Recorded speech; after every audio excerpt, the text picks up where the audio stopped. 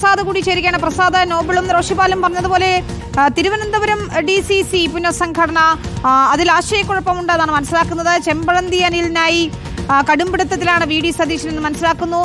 വിൻസെന്റിന് വേണ്ടി ഒരു വിഭാഗം രംഗത്തെത്തുമ്പോൾ മണക്കാട് സുരേഷിന് വേണ്ടി മറ്റൊരു വിഭാഗവും വാദിക്കുന്നുണ്ട്. അധ്യക്ഷ പദവി ലക്ഷ്യമിട്ട് ശരത്ചന്ദ്ര പ്രസാദും സമ്മർദ്ദം ശക്തമാക്കുന്നു എന്നാണ് അറിയാൻ കഴിയുന്നത്.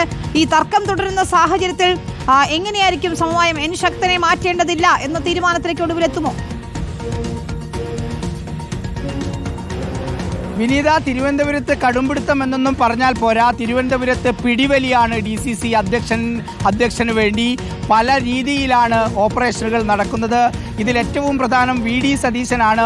ചെമ്പഴന്തി അനിലിന് വേണ്ടി വാശി പിടിക്കുന്നത് മുറുക്ക പിടിക്കുകയാണ് VD സതീശൻ. അതുപോലെ തന്നെ KC വേണുഗോപാലിൻ്റെ പ്രതിനിധിയായും ആളുകളുണ്ട്. A ഗ്രൂപ്പിൽ മണക്കാട് സുരേഷാണ് KC വേണുഗോപാലിൻ്റെ പ്രതിനിധി. അതുപോലെ ശരത്ചന്ദ്ര പ്രസാദ് സ്വന്തം നിലയ്ക്കുള്ളപ്പോൾ M വിൻസെൻ്റ് ആണ് A ഗ്രൂപ്പിൻ്റെ പ്രതിനിധിയായി നിൽക്കുന്നത്.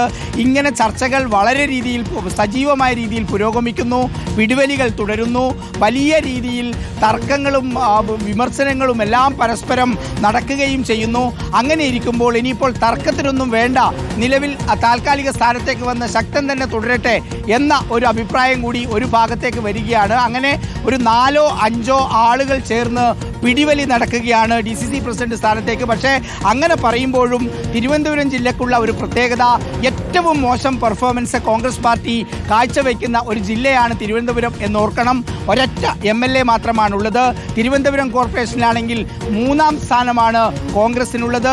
അങ്ങനെ സകല മേഖലയിലും വലിയ മുന്നേറ്റം ഉണ്ടാക്കാൻ കഴിയാത്ത, സംഘടനാപരമായി മുന്നേറ്റം ഉണ്ടാക്കാൻ കഴിയാത്ത ഈ ജില്ലയിലാണ് ഈ പിടിവലി എന്നോർക്കണം.